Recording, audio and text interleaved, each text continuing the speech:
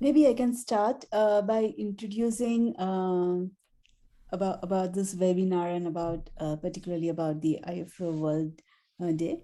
So thank you for joining this exciting session that is titled COVID-19, Why Women's Representation Matters in Forest Policy. Uh, for those of you who are new to IUFRO family, this is Division 6, Social Aspects on Forest and Forestry. Uh, and and under this division, I'm going to shift my laptop. I have two laptops right in front of me. 1 minute, yeah. So we are organizing this under Division 6, Social Aspects of Forest and Forestry, and the division is led by an excellent, enthusiastic leader, Cecil Conning-Dyke. He is unable to join us today, and he nicely motivates our division with and encourages the 4 deputy coordinators. I'm one of the deputy coordinator.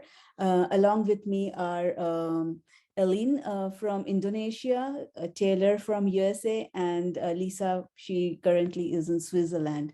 I'm one of the deputies, but I also wear another hat at the division, and that is the role of coordinator for gender research in forestry of a working party.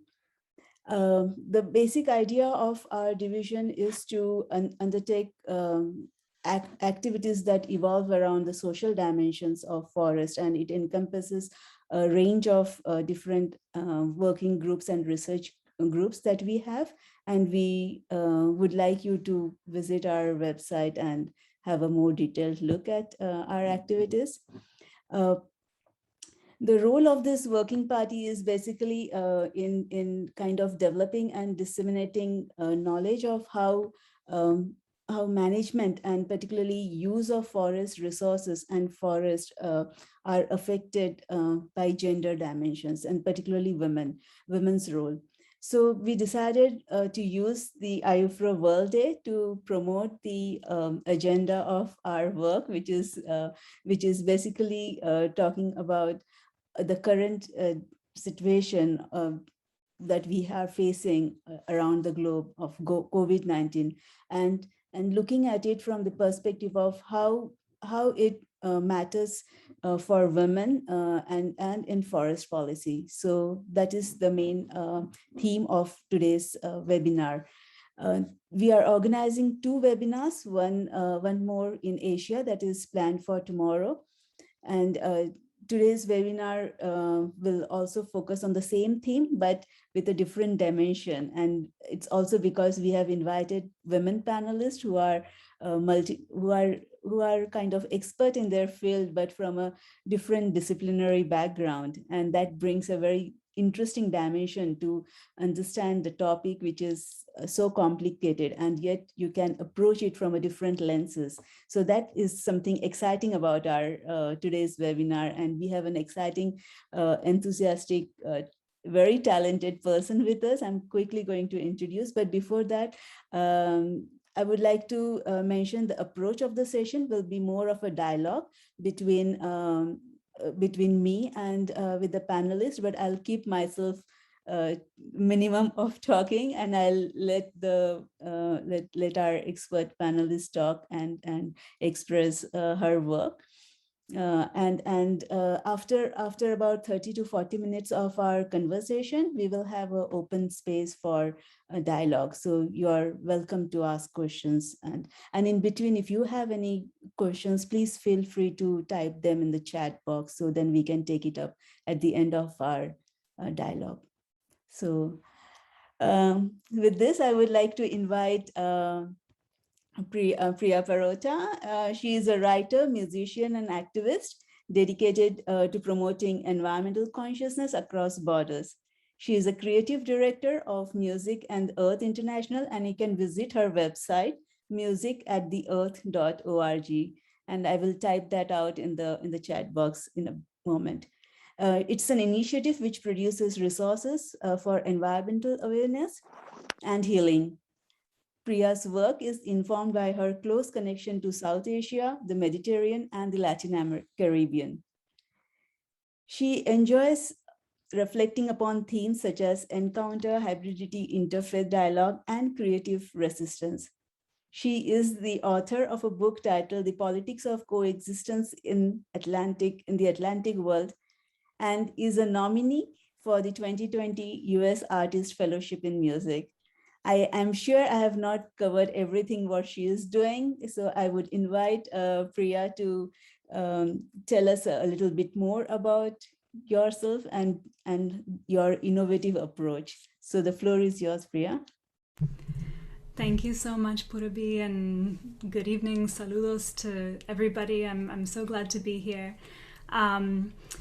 I suppose I would like to begin before I say anything with one song to kind of give you an introduction to the type of music that that I'm going to be presenting and the themes that I'd like to talk about. Actually, so much of your introduction of me is what I would say, but I'll get to that after I play one song.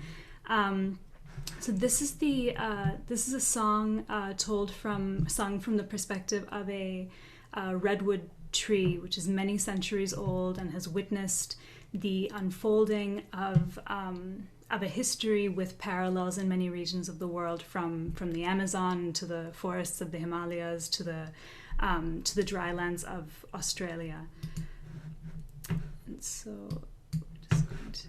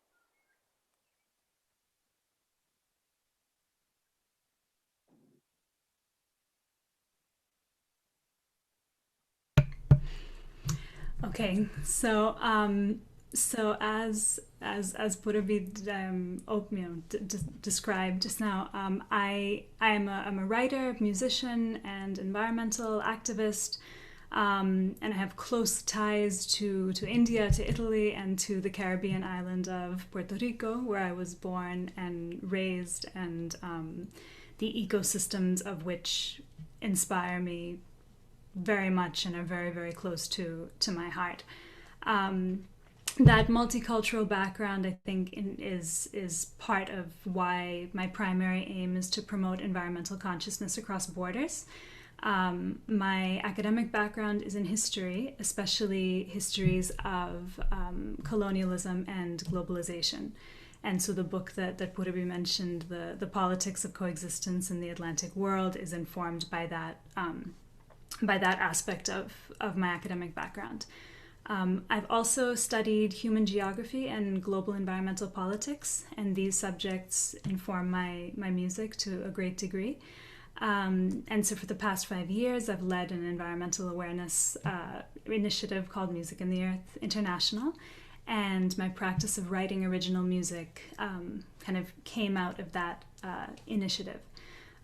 In my songs, as maybe you sensed from the first piece I shared with you, I tend to incorporate different influences from diverse regions of the globe to send messages about environmental sustainability and stewardship, which are not always given the attention they deserve in the world of commercial popular music.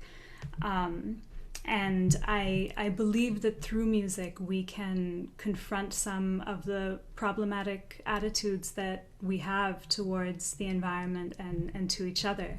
I believe that music's a very, very powerful medium in that regard.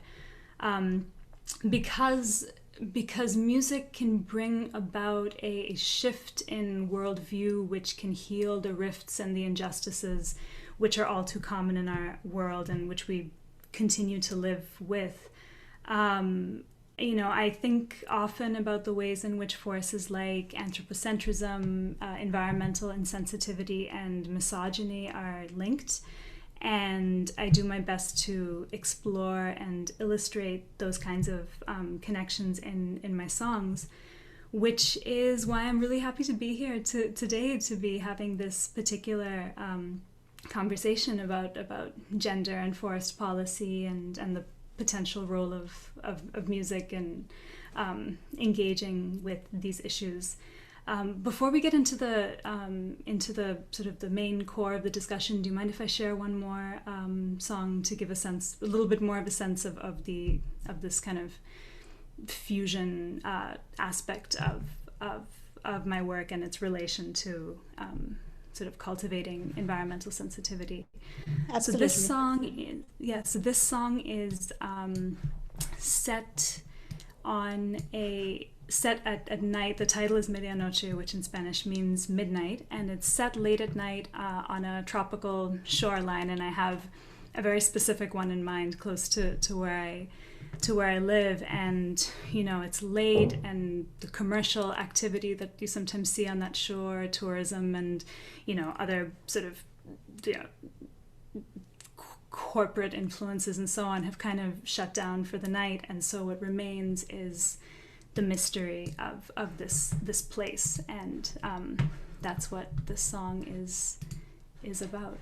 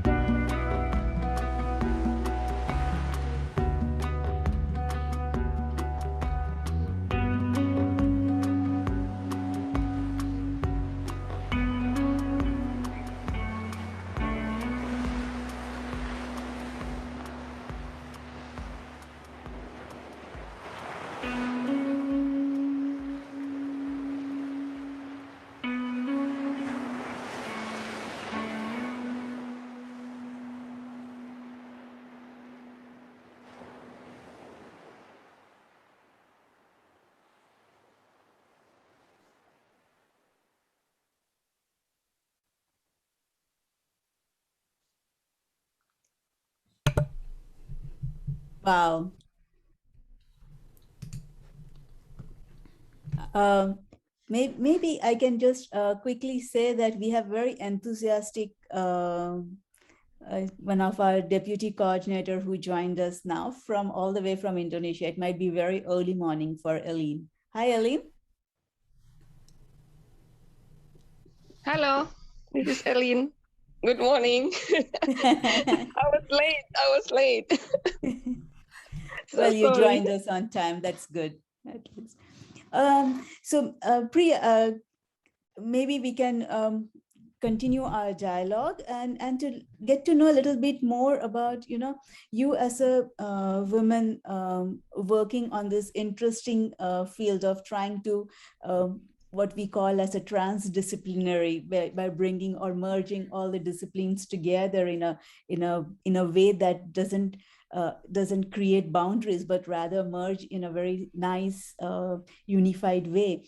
And Mm-hmm. in doing so, you are getting inspired by nature that you see around yourself, and that's quite interesting. I mean, it's like it's not just getting inspired, but what is you're creating something unique out of it. And so my next question would be like how you think as an artist you can influence in making forestry, which has been till recently very male domain, uh, to make it a more gender sensitive arena. You as a woman and you as an artist, female, as a female artist, like how do you see uh, yourself into it?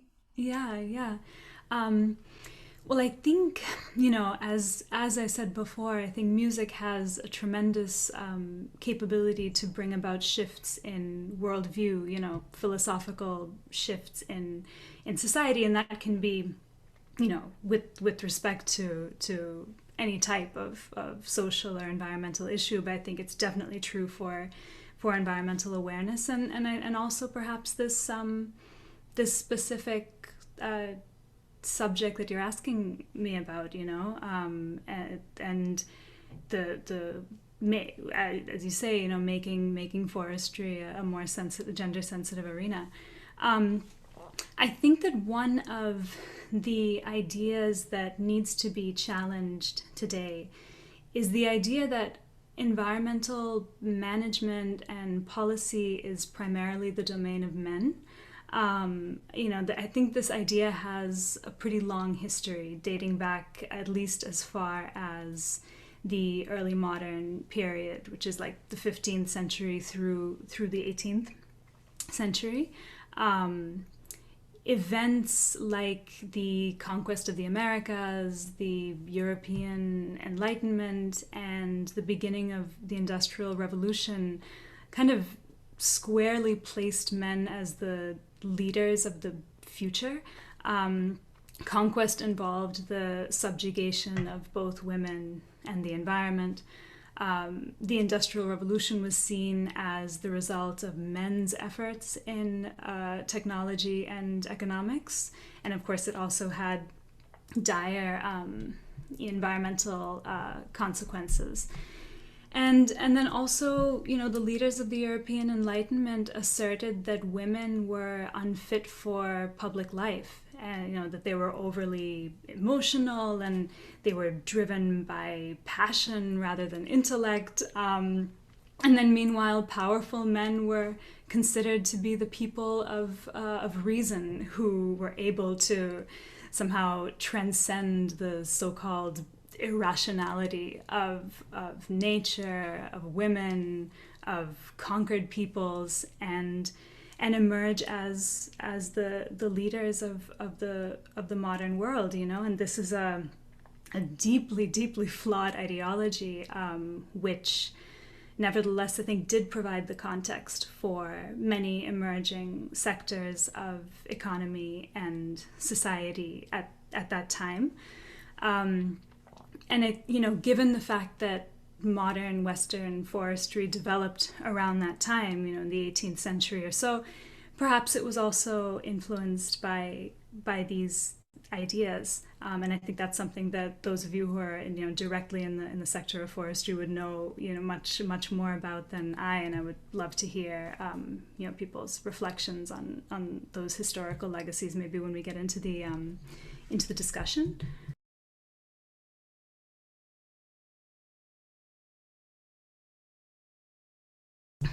But anyway, so the Enlightenment paradigm, which I just described, I mean, it completely discredits and disregards the role that women around the world have played as stewards of the land. So now one of the things that we desperately need are cultural forms which challenge that mentality. And I hope to contribute to that process in some way through music. Since I'm a female singer, the environmental messages in my songs are, I guess, inevitably conveyed through a female voice, which is something that I tend to take for granted, but maybe it does have the effect of shifting people's perception in some way. Also, my lyrics often underscore the importance of sensitivity towards the earth, and a few songs focus specifically on sensitivity towards beings living within the forest. The first of those is the song that I played at the beginning, and then in a couple of moments I'll play a second one that is about, also about the forests. And lastly, the multiculturalism of my music, I think, is meant to convey that there is a strong cultural dimension to stewardship. And this perhaps helps listeners to understand that environmental management, and by extension environmental policy, is not only about legal instruments and specialized technical knowledge, it is also about cosmologies and wise practices which have often been developed and sustained by women around the world. And so through these various musical techniques, I try to present stewardship as not as a practice of control, but more as a practice of relationship. And this is a rather holistic perspective, which I think creates space for the involvement of a wide diversity of people, including and perhaps especially women. So I would like to share a song at this time that kind of illustrates some of these themes. This is the first song that I ever wrote, and it's about a forest fire, and the singer is sort of lamenting the loss of the forest, but also the kind of the human failings that brought us to that situation and to that condition.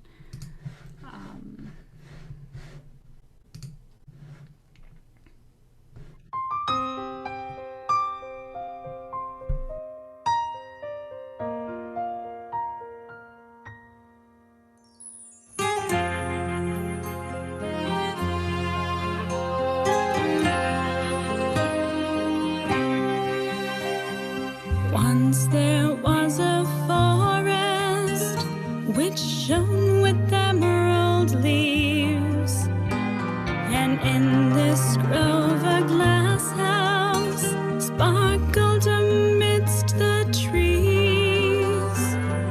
Once there was a forest set to smoldering flame, when you struck a tiny match for the glory of the game. The fire drew you more than light, and slowly this lovely world turns.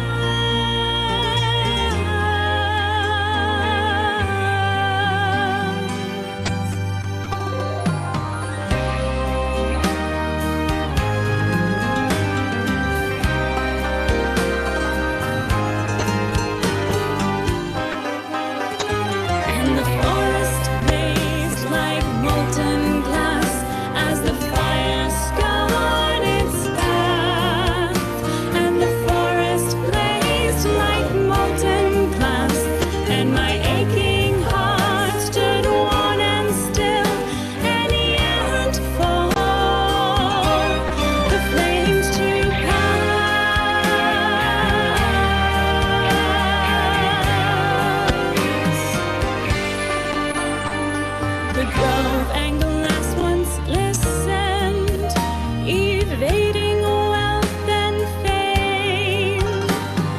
Emerald leaves and branches, and gleaming window panes. Ancient life has come and gone, and quickly this deep beauty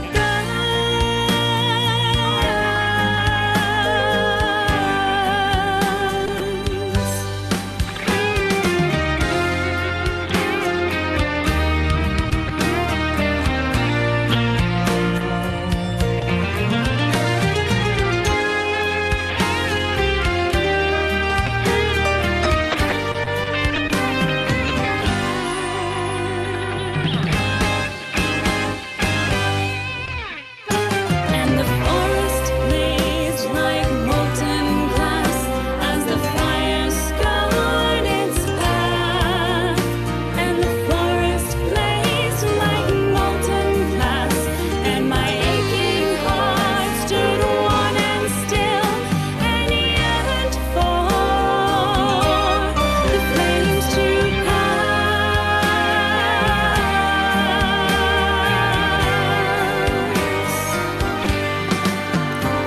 And what if the match had lit a candle which gave off a soft light?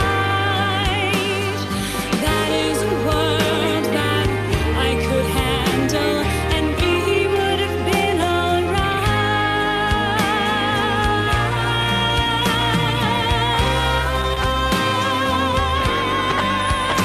And the forest blazed like molten glass as the fire scarred its path. And the forest blazed like molten glass, and my aching heart stood worn and still, and yearned for the flames to pass.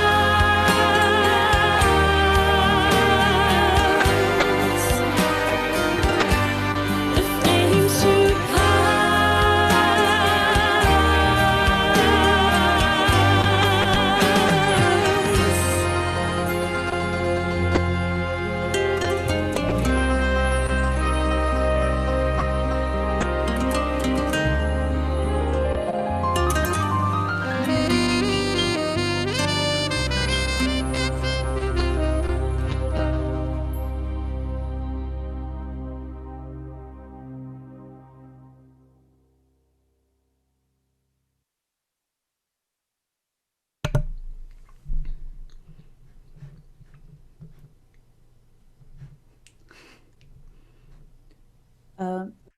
I'm sure there are many people in the audience who would like to ask you immediate questions on how you are kind of relating the current scenarios that we see around the globe, and with your songs, and that too in such a beautiful way that expresses so nicely.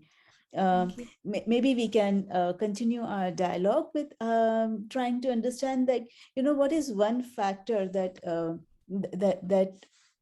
you, as an artist, as an activist, also as an academician, importantly with a multidiscipline background, have noted in North and South America that you think needs to be changed to make the gender policy a bit more sensitive, to ensure that women's role in forest, in water, or in general entire nature uh, is recognized. It's like the recognition is coming. It's not that it's not happening, but as you as an artist, like how you see, like there is one factor that can be changed.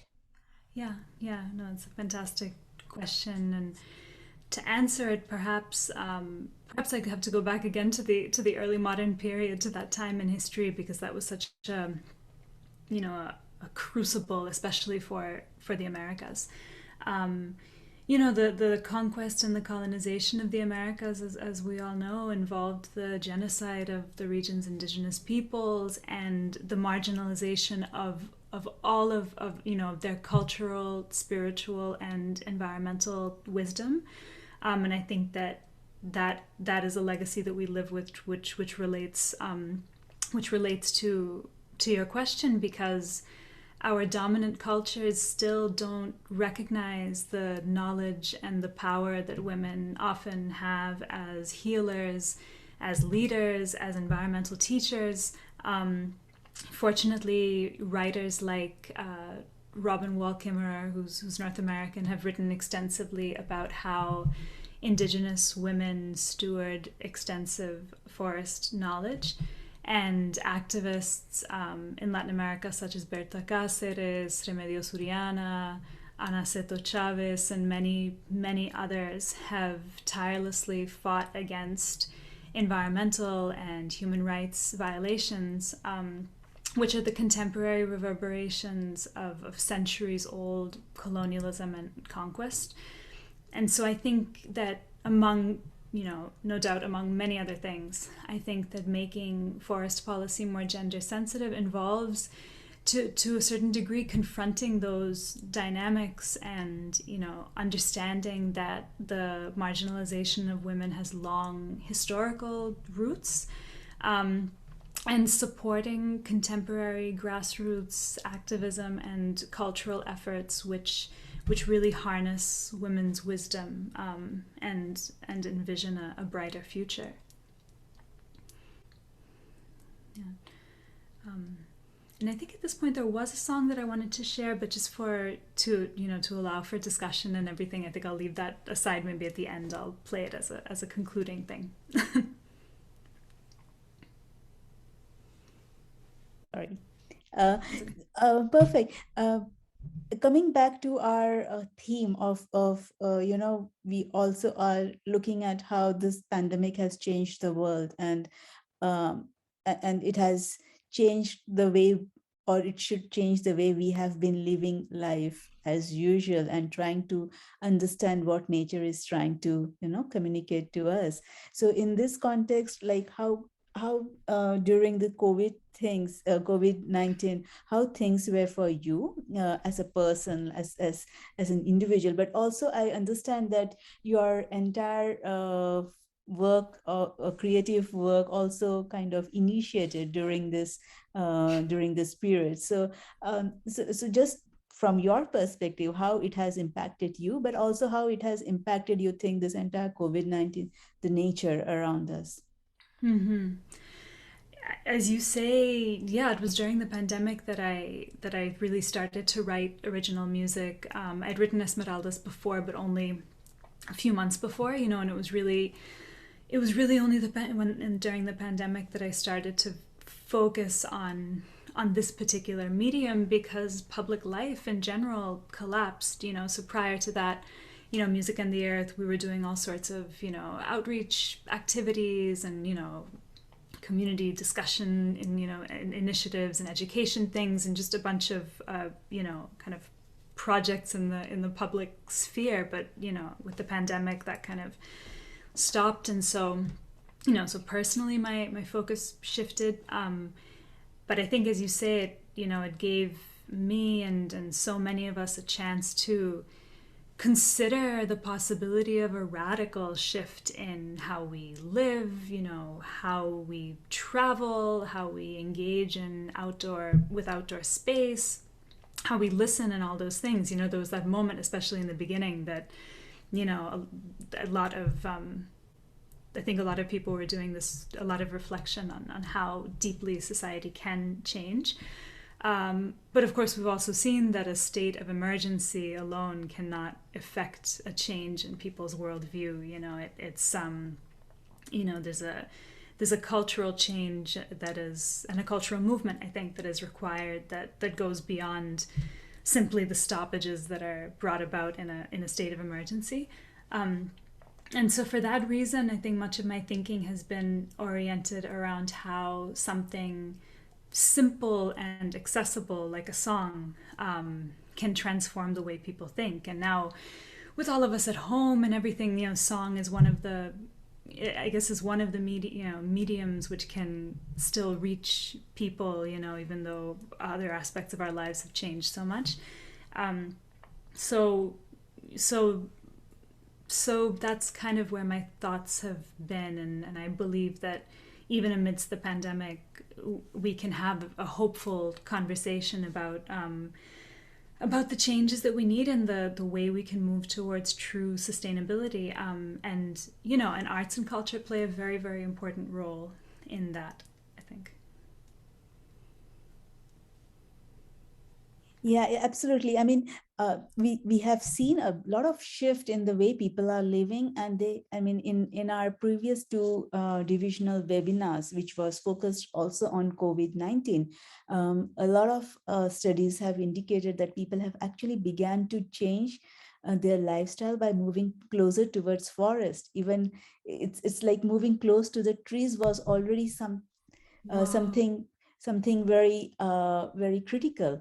And there are studies that show that women found that having access to go to park, or having a space in the urban areas as a green space meant a lot for their freedom. So it kind of shows also how trees and forests are not just as a standing unit, but it's a kind of brings even to our day-to-day life a change in just, and the realization comes more with the pandemic, like how COVID-19 changed our perception towards nature. And I suppose at this point we can, if you don't mind, you can share one of your songs. Sure. Sure, yes. So the next thing I'd like to share with you is an instrumental piece, which is dedicated to the alpaca and is inspired very deeply by Andean musical traditions and cosmologies, and so it's just sort of my homage to this animal, and I think it's just a gesture of just respect and admiration for those who have lived close to this animal.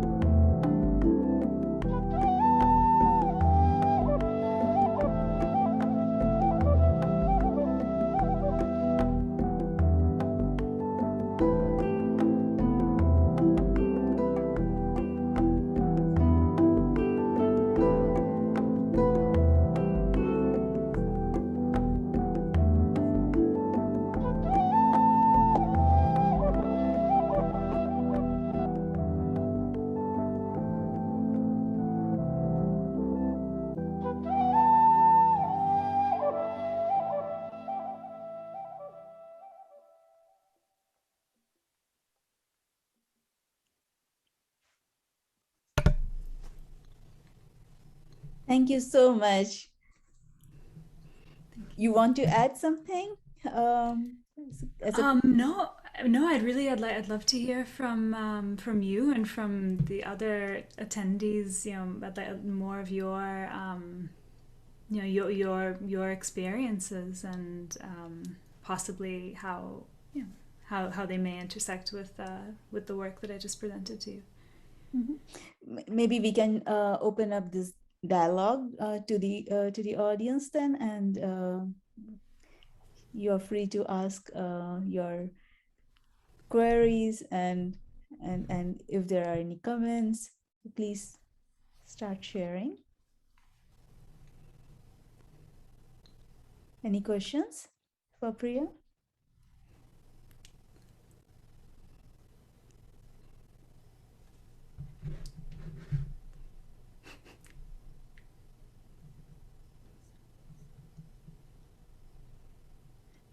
Maybe I can initiate. I'm sure there are many people who would like to ask, and and they would come back maybe after me. But then, Priya, as a young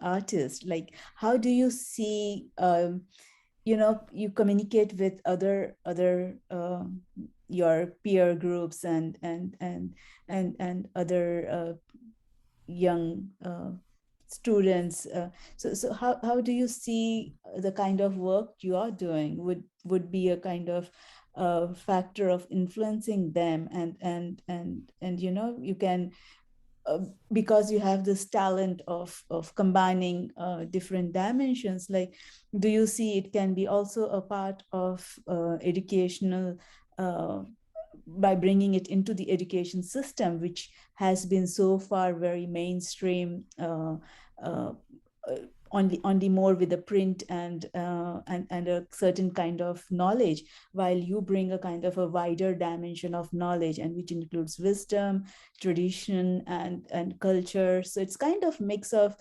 every thing that in today's world is kind of getting isolated, and particularly with all the technologies that we are seeing our children growing up with. So what is your take on it? Well, I think in some ways you began to answer the question in a wonderful way. I mean, I think I completely agree with what you say, that music is it's a medium that potentially engages with so much. First of all, so much within us. All these studies have been done about how music engages so many regions of the brain at once, and then within every song you have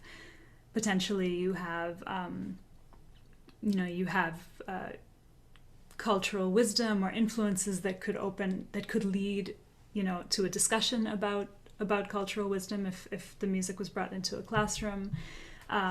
You have, it can contain calls to action, and I think that music is not being used, I think, as a pedagogical tool for environmental awareness raising as much as it could be. And before the pandemic, we started to do work, myself and the graduate students at the University of Puerto Rico that I was working with. We started to organize school activities that utilized music. At that point, it wasn't my music; it was music from the Caribbean and from the Pacific Islands and the Mediterranean, to as a way to kind of facilitate a conversation, about the environment. And I think, for the reasons that I just described, so we would bring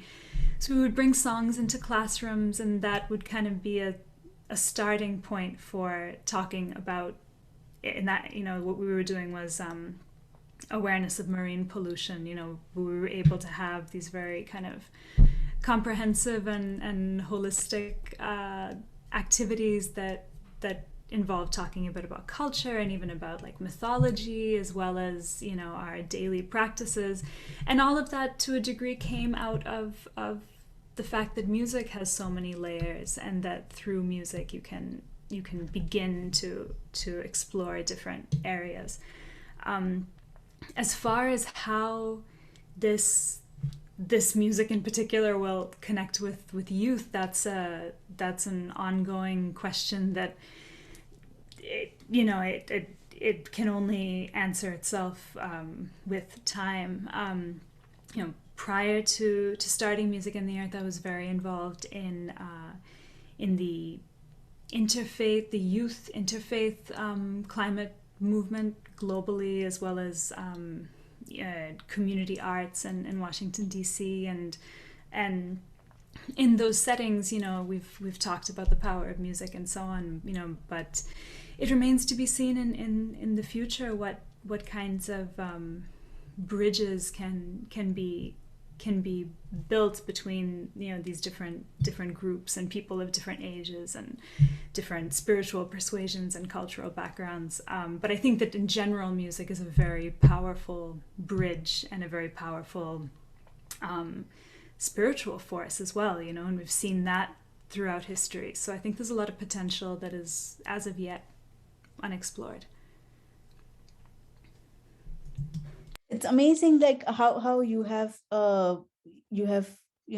your journey has crisscrossed so many dimensions of not just making the music, but also reaching out through the music to a larger audience. And that's something which many artists continue to struggle as a way to reach out to a wider audience. And I suppose that's something which you are brilliantly managing. So that's amazing. I'll again open up the discussion to see if there are a couple of questions, comments for you. You speak Spanish? I'm sorry to. So maybe they can also ask in Spanish language. Hi. Hi.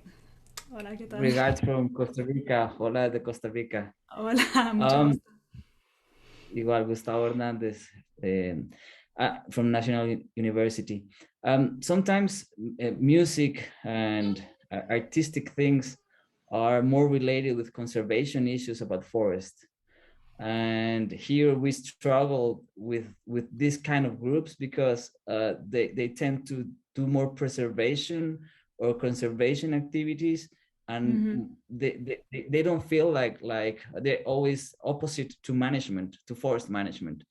And for us, at least from the work that we do at Costa Rica, at my group, basically we see conservation through forest management. So I would like if you can tell us how to convince people and how to convince artists that forest management is a way to do conservation, and we are not rivals, and we are not against them, and we would like to have yoga sessions or things like that in not in a recent forest managed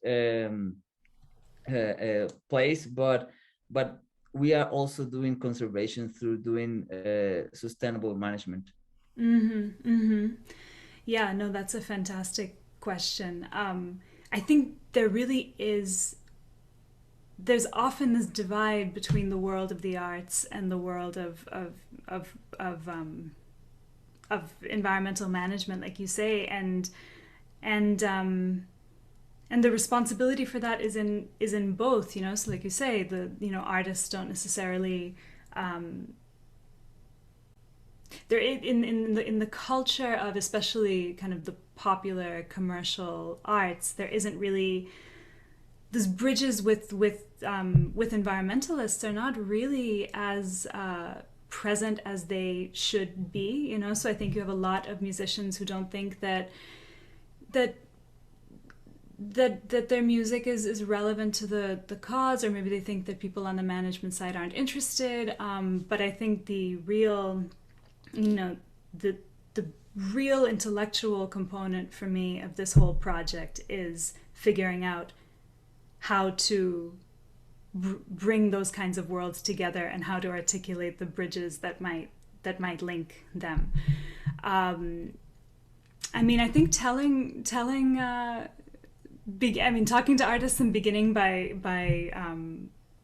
sort of recognizing the power of the arts, I think that's a big step. And I don't know, the links between the arts and environmental management and different aspects of environmentalism, they may not be totally direct, but they indirectly nourish each other. So like you say, having things like having yoga classes, or having guided meditation with music, or having people before a planning meeting just get together and listening to the sounds of the forest. Those are all ways that those worlds can come together.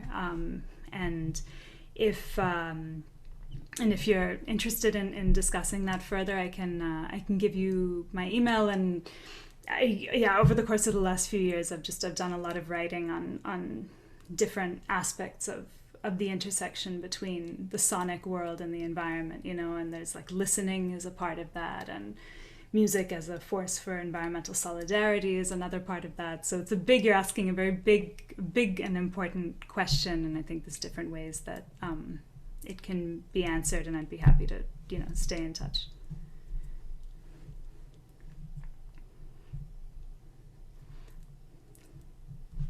Perfect. Do we have a couple of more questions for Priya? I think John Parrotta has his hand up. Yeah. Oh, yeah. Okay. Right. Yeah. Thank you. I found Gustavo's question, very interesting, and of course Priya's answer also very interesting. I think the two worlds come together when we engage with indigenous communities, indigenous forest communities, because their forest management is inextricably linked to culture and to artistic expression and spirituality, and it's all, it tends to be one piece. And those of us who are educated in the West and have that kind of educational background don't think of indigenous communities as master forest managers, but in fact they are.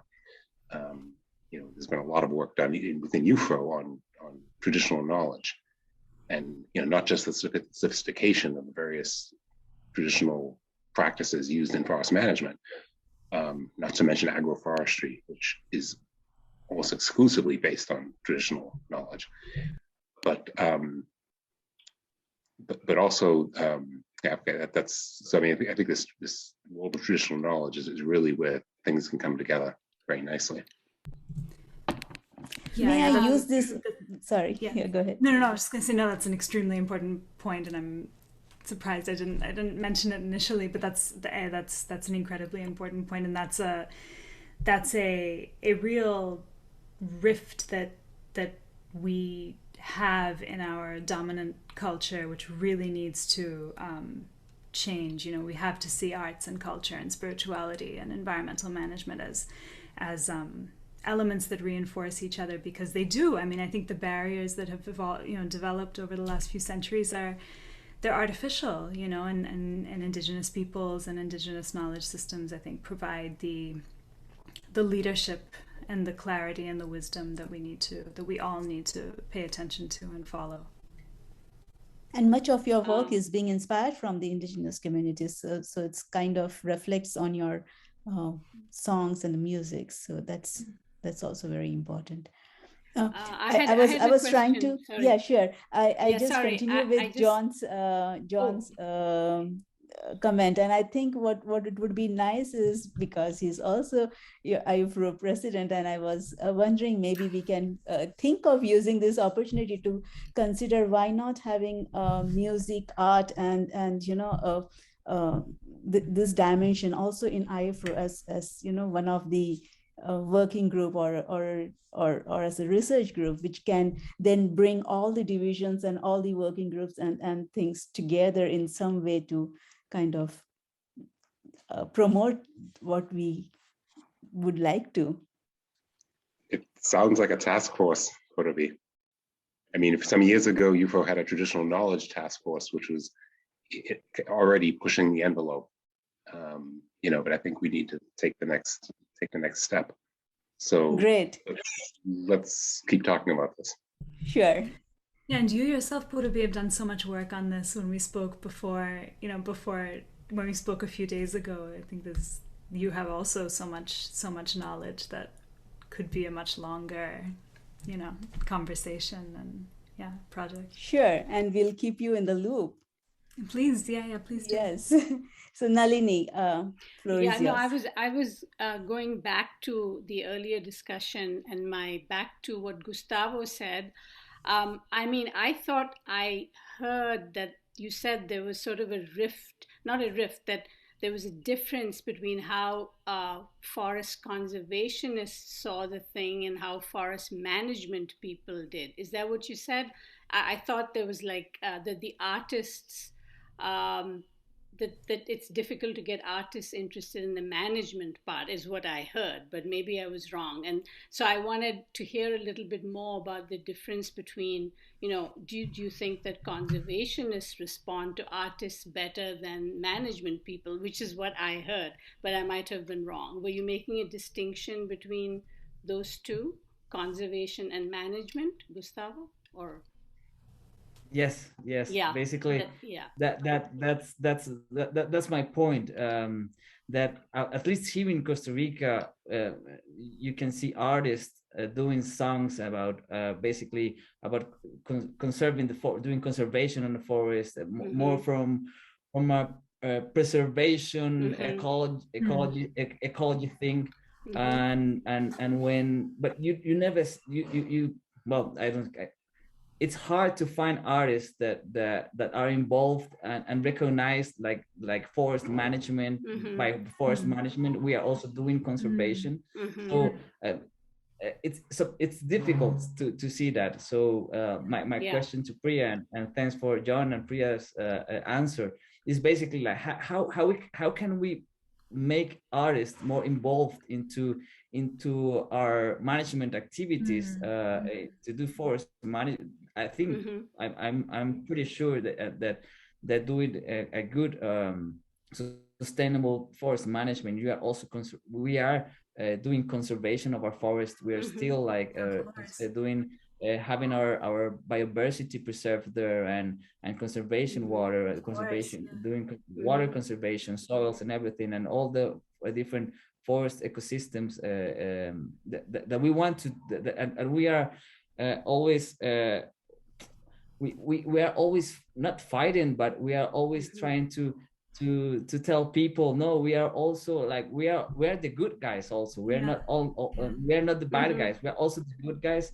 And I've seen like in Costa Rica there were times where we have like FONAFIFO, that is the one that gives some payments for environmental services. And there were years where they removed the environmental service for forest management because the politics said, no, why should we give you money for if you are harvesting the forest and you are damaging the forest, and they took the payment away. And we are still in 2021, and we're still fighting with that. And I think I'm think that getting with artists that also understand what we're doing is also a very good way to promote forest management. And what John said and Priya agree about indigenous people, it's also like their activities is they have always managed the forest in their own ways. And so the real problem here in Costa Rica also is like the indigenous people, they have like their own law, and it's different from the forest laws that applies to everyone. So we have to do that connection, so that we also understand that what we are doing is what basically what they've done before, and they have done it for hundreds of years, and the forest is still there, and then they're doing it in a very good way. So, but thanks for your comments. Yeah. I personally see it as a huge privilege to be able to be in discussions like this, and to be able to hear from those of you who are, your vocations and your careers are in forest management. I think we have so much, those of us who aren't in that world but care deeply about the environment have so much to learn from you, and through ongoing conversations maybe we can help each other in a very, or both, both contribute to these causes, these efforts. But this is a really important point you bring up, and I'd love to speak about it further over time. John, you have a comment? Yeah, so I don't want to, it's a wonderful conversation. I don't want to dominate this, but I really enjoy this conversation and the questions and the issues that Gustavo is bringing up. Yeah, I mean, part of the problem is, we foresters are really lousy communicators. We haven't really been able to convey the role that really good forest managers have played in conservation, and Costa Rica is a prime example of that. I mean, all of the good biodiversity conservation and restoration that's gone on in Costa Rica over the last decades has been, it's come from the forestry profession.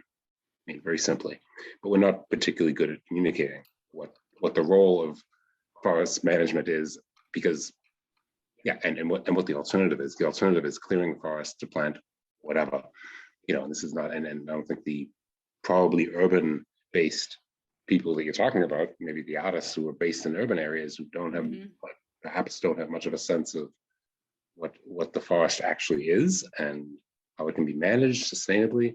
And maybe that's one of the avenues, Gustavo, is to, ally yourself with people who are maybe in education, who can just facilitate bringing more people from urban areas who don't really know what rural life is about and don't know what forests are about. Just to expose more students and young people to forests.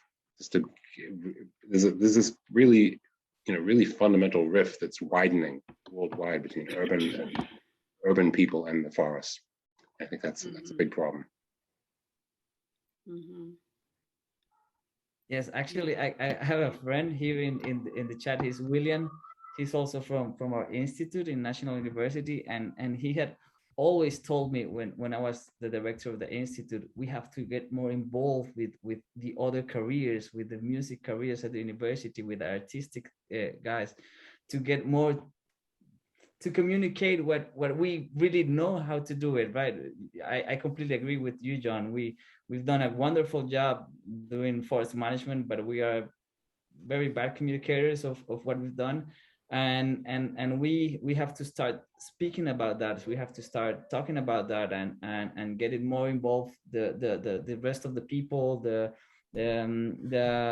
students from schools, the students from high schools and from universities, to really let them know what we are doing.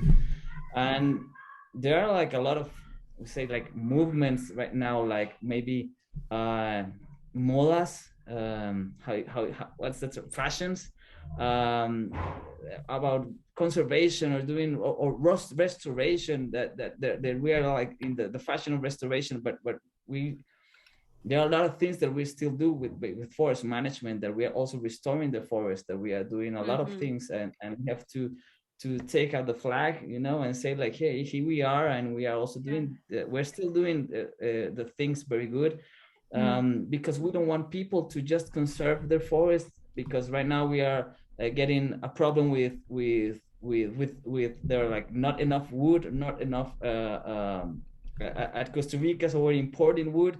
When we have our forest, and we can still do harvesting, do forest management, sustainable forest management, and we cannot allow like people just go, no, I'm just going to sit here and I'm going to conserve, because if that was, I don't know, if that was financially good, everybody will be conserving their forest and just waiting for their payment for their PSA, pago por servicios ambientales, forest environmental payment, services, and it's not financially well.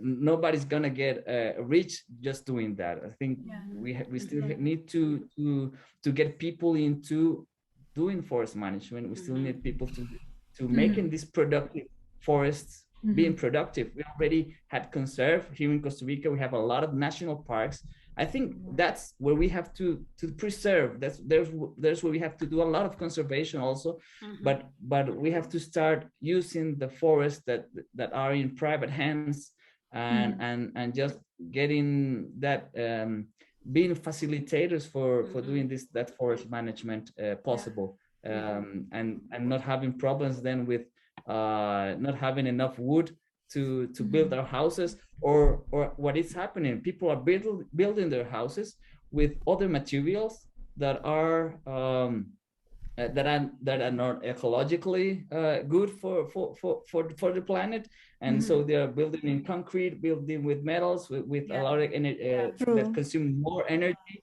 and is not renewable. And we need to change that. We need to. I dream with Costa Rica with having their houses again in wood. You know that. Absolutely, But no, Gustavo. we concrete. Absolutely. I think what Gustavo is pointing out is something that that applies to all over the globe. So it's not just limited to Costa Rica, but in other countries as well. So it kind of reflects a dialogue which is broader. And Priya, you have concluding comments for I those was going webinars. to say, Yeah. no, I was just going to say that again to Gustavo, that another thing that maybe you could consider is when I'm thinking about relationships that you might build with artists, is commissioning artists and musicians to produce artwork that can kind of raise awareness of the work that you're doing, and create some beautiful media that can engage the public. And that I think it would maybe involve longer relationships with the artists that you would be working with, where I don't know. I mean, this is an idea that I can imagine myself being involved in. I mean, it doesn't have to be me.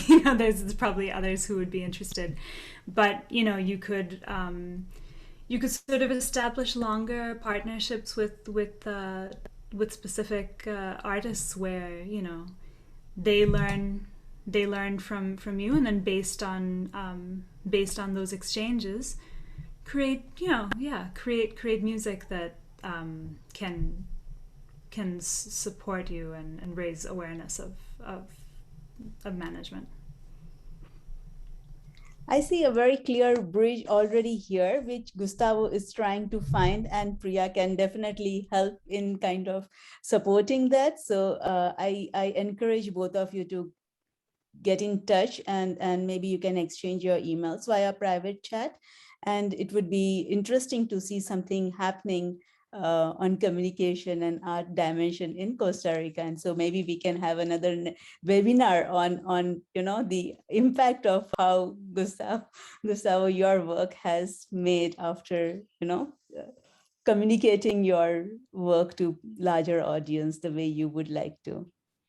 So with that note, I guess we have almost come to the end of our webinar session. And I would like to take opportunity to say thanks so much, Priya, for joining us and for enlightening us with all those beautiful songs and musics that you have created. And I am looking forward to invite you again, maybe to our university at SLU, Swedish University of Agricultural Sciences. And yeah, I mean, we would like to, because this is exactly what John says, that we have to start with the schools and universities, and probably I can take that step. So yeah, we will be in touch, definitely. And thanks to everyone for joining us for this lovely evening. Thank you so much. Thank you. Opportunity, and it's a real pleasure to be here. Thank you. Okay, this right. Ciao, ciao. Bye. Adios. Bye. Bye.